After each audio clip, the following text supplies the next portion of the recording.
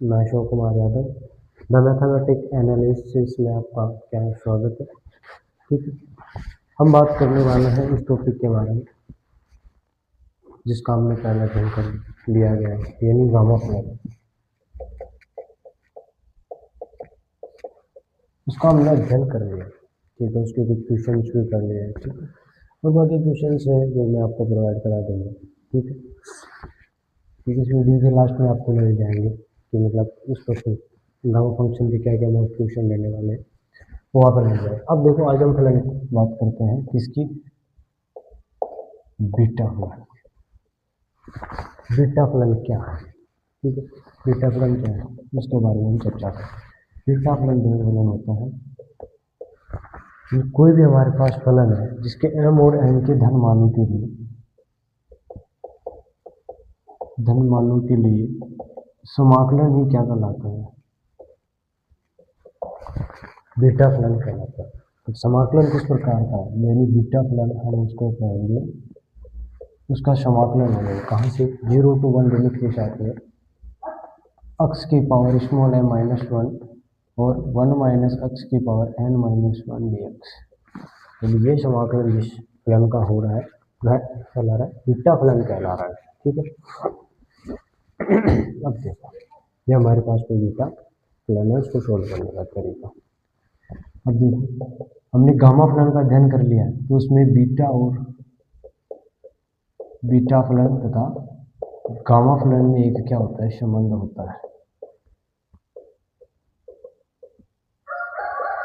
देखो उसमें क्या संबंध होता है, क्या रिलेशन होता है, इन दोनों के बीच में एक रिलेशन होता है जिस रिलेशन को कहा जाता है, देखो जैसे बीटा एम एन है, ये कह दे मैंने कि बीटा एम एन का ऐसा मान बताइए जो क्या हो गामा फंक्शन के अंदर, यानी जिसको हम गामा फंक्शन के अंदर कन्वर्ट करते हैं। तो इसका फॉर्मूला होता है gamma n upon gamma n m plus.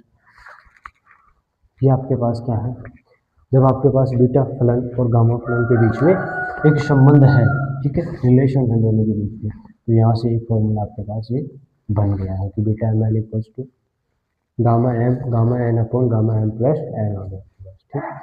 अब देखो, ऐसी कंडीशन आपके पास मिल गई। अब देखो, बीटा फलन है, बीटा फलन कभी भी ये नहीं कहता है कि बीटा फलन जैसे एम एन है और मैंने कहा बीटा क्या है, एन और एम, ठीक है। अब इन दोनों में देखो, अब ये दोनों हमेशा इक्वल होते हैं, मतलब इसमें जो क्रम विनिमयता का नियम चलता है, मतलब इसको जैसे मान लिखोगे इसका इसमें लिखोगे gamma m upon gamma n plus n, इसमें डिफरेंट थोड़ा ना, एक ही तो है। इसका मतलब ये इन दोनों के बीच में कुछ संबंध होते हैं महत्वपूर्ण, ठीक है। अब इसका अध्ययन देखो हम पिछली क्लास के अंदर कर चुके हैं कि गामा फलन को किस प्रकार सॉल्व किया जाता है।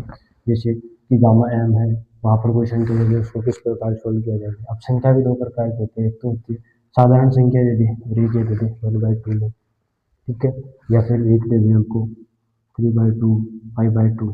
तो ऐसी संख्याओं को कैसे सॉल्व करते हैं, तो जो अभी ने नई क्लास को देख रहा था पहले गामा फलन को जरूर देखें, फिर बाद में आपको वहाँ से देख के पता चलेगा कि इस क्वेश्चन को हम कैसे प्रकार सॉल्व करते हैं। तो देखो, इस कंडीशन को हम समझते हैं कि इसको किस प्रकार सॉल्व करते हैं। देखो, मैंने मान लिया जैसे आपके पास बीटा है 2 और 3 है, इसका मान निकालना है किसके थ्रू, गामा के थ्रू। निकालो, यानी क्या रखोगे, एम की जगह क्या 2 है, यहाँ 2 है कोमा बीच, और किसकी जगह, एन की जगह 3 है, और नीचे कितना हो गया 2 + 3, यानी यहाँ से क्या मिला गामा 2 गामा 3 और यहाँ क्या मिला गामा 5।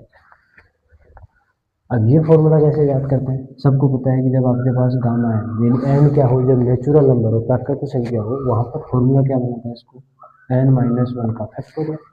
मैंने इसको फैक्टोरियल में कन्वर्ट कर, तो यानी यहाँ से भी क्या 1 का फैक्टोरियल 1 खुद, 3 का फैक्टोरियल यानी 2 का फैक्टोरियल, और यहाँ क्या बचा 4 का फैक्टोरियल। तो इसको सॉल्व करो, इसको सॉल्व करेंगे तो ये ऊपर तो कितना है 2 बच गया, यानी 2 × 1, और नीचे कितना बचा है 4 × 3 × 2 × 1, ये इससे कैंसिल आउट, यानी नीचे क्या बचा, तो इसका फाइनल आंसर आया 1/12। क्या मिला, बीटा 2 और 3 का क्या मान मिल गया आपके पास, ये इसका मान मिल गया, ठीक है। अब देखो इसी प्रकार एक आपके पास ये तो जहाँ साधारण संख्या थी, जब उसका यहाँ से मान हो गया, अब मैं ये कहूँ कि कोई भी संख्या है आपके पास, ये है गामा में माइनस का ये दे दिया, आपने प्लस का तो अध्ययन कर लिया कि जैसे गामा 3/2 है, उसका सॉल्यूशन बताइए, तो आप इसका सॉल्यूशन आसानी से दे सकते हो। बट इसका सॉल्यूशन आप किस प्रकार देंगे, ठीक है, मतलब सॉरी इसका, जब आपके पास ऋणात्मक संख्या आ जाए गामा फलन के अंदर, तो उसके लिए देखो एक नया फॉर्मूला जनरेट होता है, उस फॉर्मूले को हम देखते हैं देखो, जिसको हम कहते हैं आपका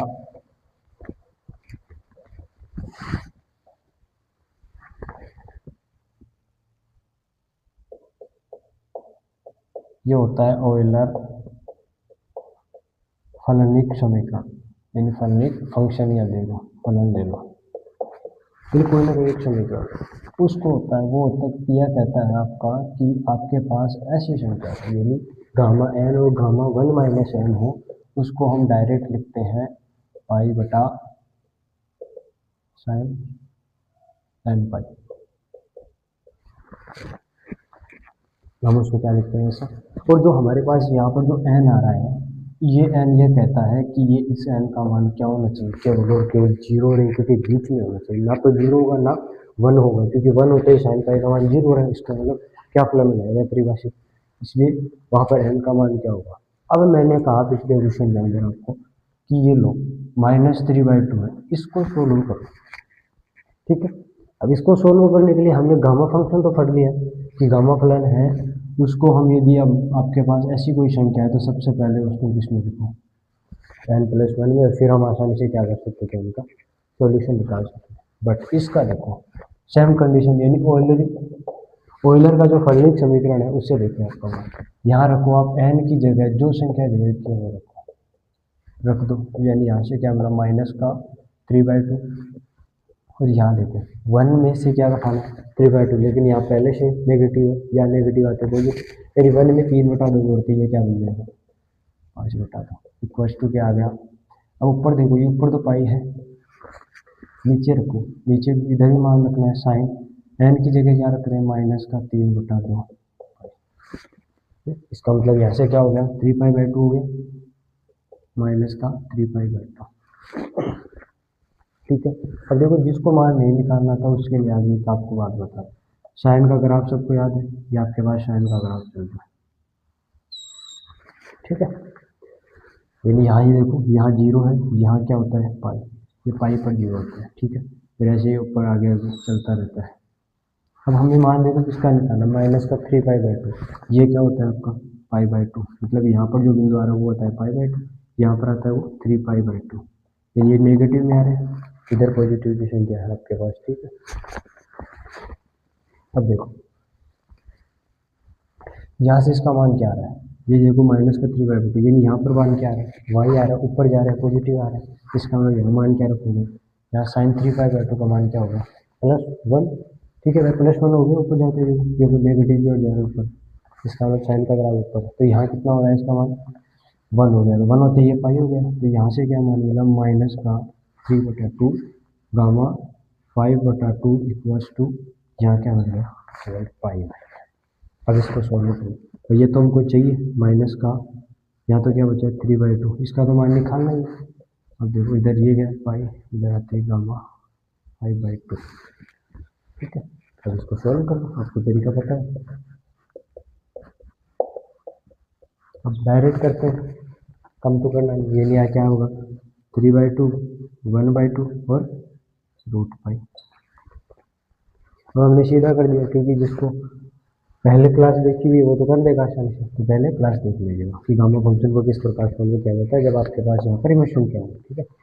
अब देखो यहाँ यह संख्या मिल गई, अब इसको आगे करो, यानी या तो है इसके LHS को अर्थ, यानी क्या है गामा माइनस का 3/2 इक्वल्स टू, यहाँ ऊपर क्या है ये देखो √π ऊपर चला जाएगा तो ये √π हो गया, ठीक है, इसको कैंसिल आउट, ये कितना है 3 है, वो ऊपर जाते हैं 4, तो ये हो गया 4√3, ये इसका मान आ गया, गामा इसका मान आ गया गामा माइनस का 3/2 4√π/3, इसका मान आ गया, ठीक है।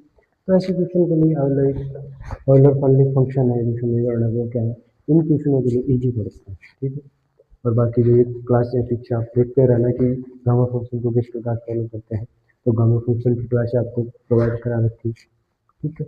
अब इसके आगे हम देखते हैं कुछ ऐसे क्वेश्चन जो मतलब इम्पोर्टेंट होने वाले हैं इनकी तुलना में, फिर उनका हम क्या करते हैं सोल्यूशन निकालते हैं। देख लो ऐसे क्वेश्चन निकाल रहे हैं।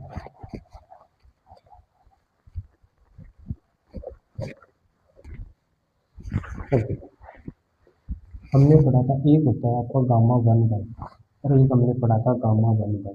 इसका मान क्या होता है? रूट पाई, सबको पता है ये रूट पाई होता है इसका।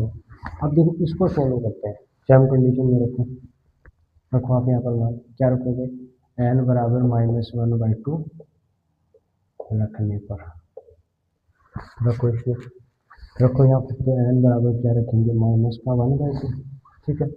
इसी प्रकार यहाँ 1/2 रखेंगे तो 1/2 जुड़ जाएगा, यानी ये कितना हो गया 3/2 इक्वल्स टू पाई बटा यहाँ क्या बचेगा साइन माइनस का 1/2, ठीक है। यानी साइन माइनस का पाई/2 पर मान कितना होता है इसका -1 होता है, -1 और कोई पर आ गया -1, तो यहाँ से क्या मिल गया गामा 1/2 और यहाँ से क्या गामा 3/2 इक्वल्स टू यहाँ क्या बच गया माइनस का पाई आ गया, तो नीचे माइनस का माइनस हो गया तो माइनस हो।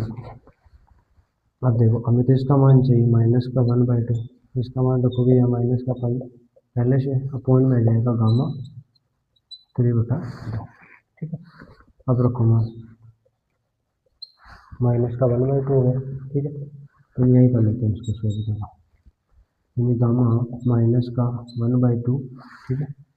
और इसके इक्वल में आ गया, क्या आ गया इक्वल में, यानी माइनस ही इसको सॉल्व करते हैं, डायरेक्ट सॉल्व करो इसको 1/2 और इसका ये आ गया रूट पाई, ठीक है। ऊपर होगा तो ये क्या बन गया, यानी गामा 1/2 इक्वल्स टू ये 2 पर चला गया और ये कितना बच गया रूट पाई, ये किसका माइनस का।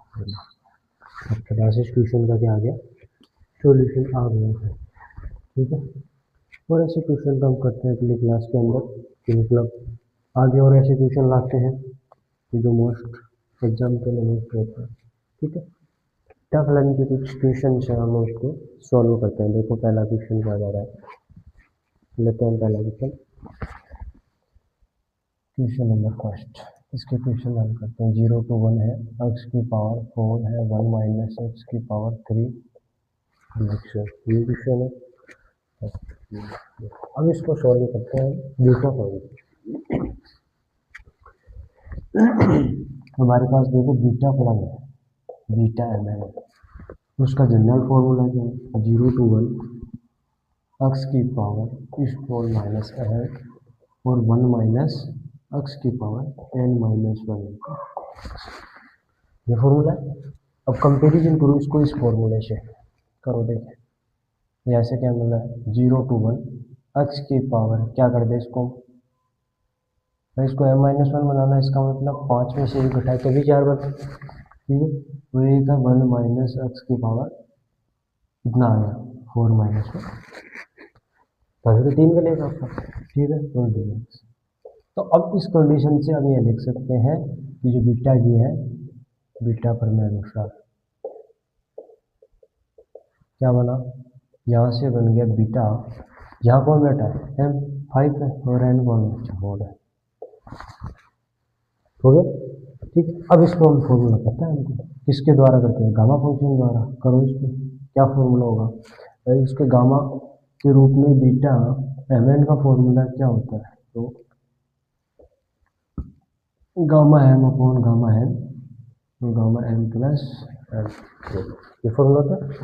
करो इसको, यानी इसको लिखेंगे किस रूप में, तो gamma 5 gamma 4 upon gamma 5 plus 4 कर दो, ये कितना बच रहा है 4 है, तो इसका मतलब क्या हो जाएगा, सॉरी 5 है तो 4 का फैक्टर हो जाएगा, ये किसका हो जाएगा 3 का फैक्टोरियल, ठीक है। और इसको करेंगे 9 बन रहा है, 9 करेंगे तो ये 12 किसका हो गया 8 का क्या हो गया फैक्टोरियल हो गया। अब इसको सॉल्व करते हैं, 4 गुणा 3 गुणा 2 गुणा 1 गुणा 3 गुणा 2 अपॉन 8 गुणा 7 गुणा 6 गुणा 5 गुणा 4 गुणा 3 गुणा 2 गुणा 1। देखो इस पूरे से ये पूरा कैंसिल आउट हो गए। अब बचा कौन, ये 6 से ये 6 कैंसिल आउट, ये कितना बच रहा है 7 8 56, और 56 को 5 से गुणा करेंगे, इसका मतलब आ रहा है 280। 280 हो गया, ये क्या आ गया आपके पास, इसका आंसर आ गया इस क्वेश्चन का। तो हमें कुछ नहीं करना, ऐसे क्वेश्चन जब भी आ जाए हमारे पास, तो यानी जब भी हमको देखो लिमिट मिल रही है 0 to 1 और ऐसी कंडीशन में मिल जाएगी बीटा फंक्शन वाली कंडीशन में, तो बीटा का जनरल फॉर्मूला हमें पता है कि इसका व्यापक समीकरण है वो ये होता है कि 0 to 1 x की पावर n-1 और 1 minus x n-1 into dx होता है। तो उसको हमने इस फॉर्म में बना लिया, और इसको हमने क्या कर लिया, बीटा की फॉर्म में कन्वर्ट करने के बाद में गामा फंक्शन में कन्वर्ट करके इसका इजीली क्या कर लिया, आंसर पता कर लिया। ठीक है, और देखो जी क्या रहा है, एक क्वेश्चन तो थोड़ा डिफिकल्ट पड़ता है तो उसको बनाएंगे हम उसको कि इसी क्वेश्चन में किस प्रकार बनाते हैं। ठीक है, देखो अगला क्वेश्चन क्या करें, ये है अगला क्वेश्चन कि 0 to लिमिट हो गई, और क्वेश्चन है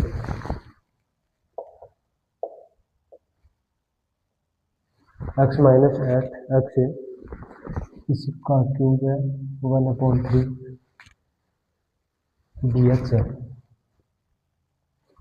ठीक है, अब हम इसको क्या करेंगे निकालें। अब देखो हमने ये तक तो पढ़ा है कि जो बीटा फलन है वो ये होता है आपके पास,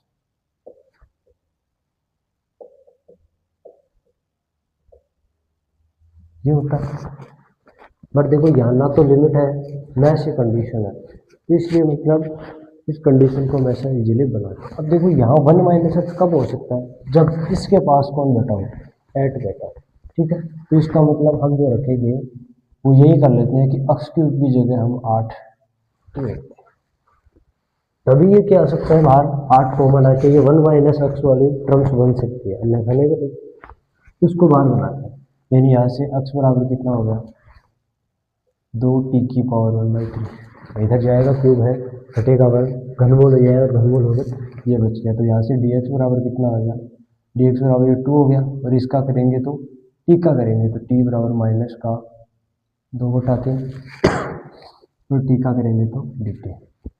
तो कोई समीकरण नहीं। अब देखो यहाँ पर भी मान रख लो कि जब हम x का मान क्या रखेंगे 0 रखेंगे यहाँ पर, तो t का मान भी क्या मिलने वाला है 0 मिलने वाला है, मिलेगा। उसी प्रकार x का मान हम क्या रखने वाले हैं 2। ठीक है, तो यहाँ देखो 2 रखेंगे, 8 होगा, 8 से 8 कैंसिल आउट होंगे, t बराबर क्या है 1। तो लिमिट तो चेंज होगी, कहाँ से कहाँ तक 0 to 1 तक लिमिट चेंज होगी। रखो यहाँ पर मान, इस x की जगह क्या रखेंगे, ये रखो, तो x की जगह तो रख दिया हमने 2 1/3।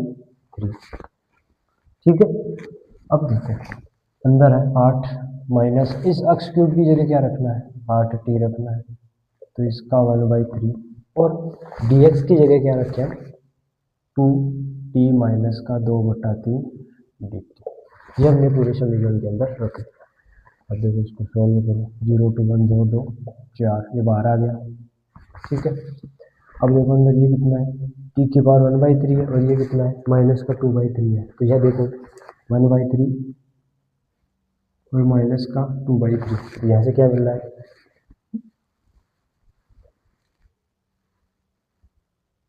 सॉरी प्लस का, हाँ प्लस का है, इसमें से क्या करेंगे, अब देखो यहाँ से क्या मिल गया t की पावर माइनस का 1/3, और यहाँ से क्या कॉमन है 8 भी कॉमन आएगा, तो मैं 8 को बाहर ले लेता हूँ, तो 8 जो कितना हो गया 32, 32 तो बाहर आ गया। ठीक है, और यहाँ से क्या बच गया 1 माइनस t की पावर 1/3। ठीक है, अब देखो इसको इस रूप में बनाते हैं बीटा फंक्शन, यानी बीटा mn में बना देते हैं इसको। अब इसको बनाने के लिए देखो ऐसी ये है, अब इसको हमें पता नहीं है क्या घटाई क्या लेगा, तो देखो ये इसके इक्वल है, इसका मतलब देखो m-1 इक्वल्स टू ये मान रख दे क्या है माइनस का 1/3, तो m बराबर कितना आ गया माइनस का 1/3 प्लस का 1। ठीक है, यहाँ से इसको सॉल्व करेंगे, यानी 1 में से क्या घटाना है माइनस के 1/3 को, तो यहाँ से क्या बच गया प्लस के 2/3, तो यानी m का मान कितना आने वाला है 2/3, ठीक है। यहाँ से ये 32 तो बाहर बैठा ही है, ठीक है। फिर बीटा हो गया, डायरेक्ट में लिखते हैं इसका, तो एन का मान तो कितना मिल गया, 2/3, ये लो। ऐसे ही n-1 से, तो n-1 इक्वल्स टू कितना है यहाँ से, प्लस के 1/3 है, ठीक है। यहाँ से n बराबर करेंगे तो 1/3 है और प्लस का 1 है, तो n बराबर कितना आ गया 4/3 आ गया। तो यहाँ से मान कितना आ गया 4/3 आ गया, ठीक है।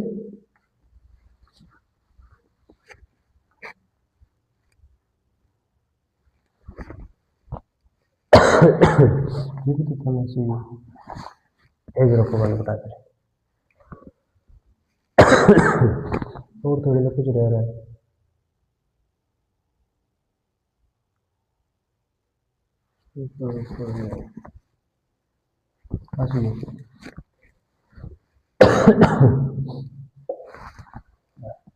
इसको करो सॉल्व, ये तो कितना आ रहा है बीटा। इसको सॉल्व करने का तरीका पता है सभी को, 2/3 है, गामा 4/3 अपॉन गामा 2/3 प्लस इधर। अब यहाँ देखो ये तो हो गया, अब यहाँ से देखो ये क्या है, इससे ज़्यादा जा रहा है, इसका मतलब हम इसको ये लिख सकते हैं कि हमने एक फॉर्मूला पढ़ा था कि m + n बराबर क्या होता है, n और गामा यही होता है। इसको इसमें कन्वर्ट कर दो तो ये तो कितना है गामा 2/3, इसका करेंगे 1/3 हो गया, और ये गामा 1/3। अब देखो यहाँ ये कितना हुआ गामा 2, रखो इसका मान, ये देखो 32/3 है और मल्टीपल में ये बाहर आ गया 3, तो ये कितना हो गया 9, फिर बाहर आ गया, अंदर क्या बचा देखो 2/3 और गामा 1/3, यही बचा है। कल ये क्या 2 फैक्टोरियल से ऊपर कितना हो जाएगा 1 हो जाएगा, ठीक है। अब इसको आगे सॉल्व करते हैं। अब ये देखो हमारे पास एक फॉर्मूला था कि gamma 1 minus n equals to pi upon sine n pi, ये हमने फॉर्मूला पढ़ा था।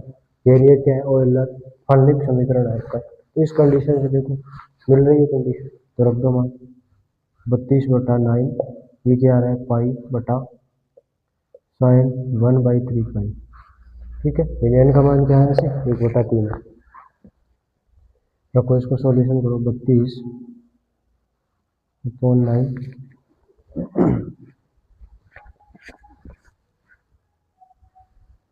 ये क्या आ रहा है पाई। अब इसका मान देखो साइन π/3 का मान कितना होता है, साइन π/3 मतलब साइन 60 का मान कितना होता है √3/2, तो √3/2 ऊपर चला गया, ठीक है। ये इसका मान कितना आ गया कंप्लीटली 64 पाई अपॉन 9√3, ये इसका क्या आ गया आंसर आ गया, ठीक है। तो मतलब ऐसे क्वेश्चन हो जहाँ पर देखो हमको 0 to 2 लिमिट हो, मतलब ऐसे क्वेश्चन समझ में नहीं आ रहे, तो सबसे पहले ये देखो कि उसको उसके व्यापक समीकरण में बदलने के लिए क्या कंडीशन हमें करनी पड़े। तो हमें क्या दिख रहा है कि देखो यहाँ से तभी ये 1 - x में कन्वर्ट हो सकता है, तब क्या मिले यहाँ पर 8 एट टी मिल जाएगी, ठीक है। तो एट टी हमने रख दिया, तब ये कंडीशन बनी, और एच टी ये हम जनरल जानते हैं कैसे जब मान रखते हैं कैसे लिमिट चेंज होती है कैसे नहीं करती। ये करने के बाद ये बीटा फलन आ गया, बीटा फलन को हमने क्या इसमें करके गामा फलन में कन्वर्ट, और गामा फलन के बाद में हमने क्या कर दिया गामा फलन का जो फॉर्मूला चलता है उस फॉर्मूले के आधार पर इसका जनरल हमने सोल्यूशन निकाल लिया, ठीक है। और क्वेश्चन देखते हैं ऐसे कोई और क्वेश्चन मिलते हैं तो, और आपके एक ये 2 क्वेश्चन है आप निकाल लेना उनको, तो कमेंट में इनके उत्तर बताने की क्या उत्तर आ रहे हैं इनके, ठीक है।